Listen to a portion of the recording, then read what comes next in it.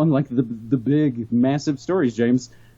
Scientists find man-made climate change doesn't exist in practice. A new scientific study could bust wide open deeply flawed fundamental assumptions underlying controversial climate legislation and initiatives such as, of course, the Green New Deal, namely the degree to which climate change is driven by natural phenomena versus man-made issues measured, of course, by Goldman Sachs and Al Gore's as your carbon footprint. Scientists in Finland found practically no anthropogenic man-made climate change after a series of studies. During the last 100 years, the temperature increased about 0.1% Celsius because of carbon dioxide. The human contribution was about 0.01% Celsius. Celsius. We're talking about temperatures. The Finnish researchers bluntly state in one among a series of papers, and we'll include those in the links. This has been corroborated by a team at Kobe University in Japan, which furthered the Finnish researchers' theory, saying new evidence suggests that high-energy particles from space, known as galactic cosmic rays, affect the Earth's climate by increasing cloud cover, causing an umbrella effect. The just published study has found a summary of which released in Science Journal, which we will also link to. The findings are hugely significant given this umbrella effect, an entirely natural occurrence, could be the prime driver of climate warming and not man-made factors. If we pay attention to the fact that only a small part of the increased CO2 concentration is anthropogenic, we have to recognize that the anthropogenic climate change does not exist in practice, the researchers conclude.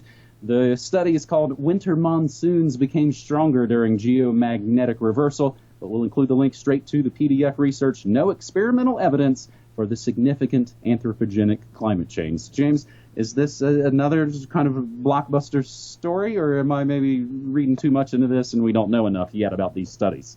Yes, if this was a single study and this was the only sort of data that we had to go on, it would just be a starting point. But it isn't a starting point. It comes within the context of a lot of research that's been done about the sun and its driving of cloud formation and how that is a feedback in the climate system that disproves the anthropogenic global warming hypothesis. And there's a lot of research on that. I've talked, for example, to his name is going to escape my mind at the moment, but I did talk to him about his work on cloud formation and all of that, and several years ago now. Anyway, I'm sure I'll think of it before the end of the episode. You did say 0.1% Celsius and 0.01% Celsius. You meant, of course, degrees Celsius. But I hope people will look into this latest research and hopefully into the context of this research that shows that, yes, newsflash, it's the sun, stupid. Not a difficult conclusion to come to when you're looking at the data objectively, but no one is.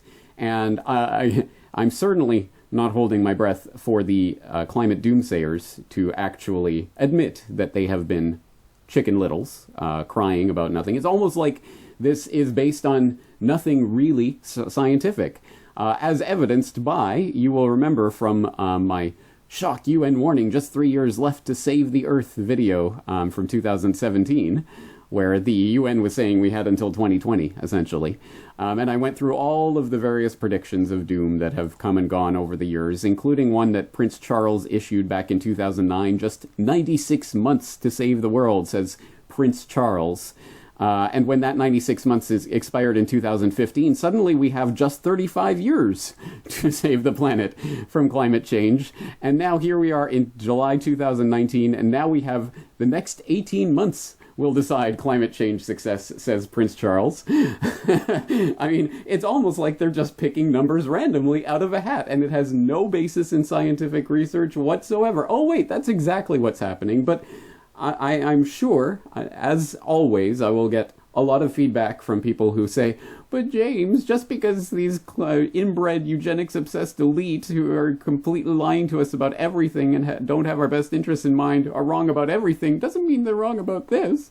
Well, actually, in this case, yes, it does mean that they're wrong about this. And here's another study, another link in the chain proving that it is the sun driving climate.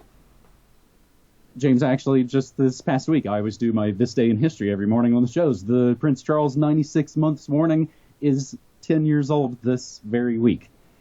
And again, this is something else I talk about a lot on the show, as you do as well. It is no normal person really wants to be destructive and awful and wreck everything. Your natural inclination is to want to be a nice person who cleans up after themselves. All of that is being misdirected. And like you're saying, as the Club of Rome wrote, blaming people for climate would fit the bill, and that's how they're going to try and are doing it, drastically rearranging society. Or, like They Might Be Giants said, the sun is a massive incandescent gas. James, our third and final story here on New World Next Week.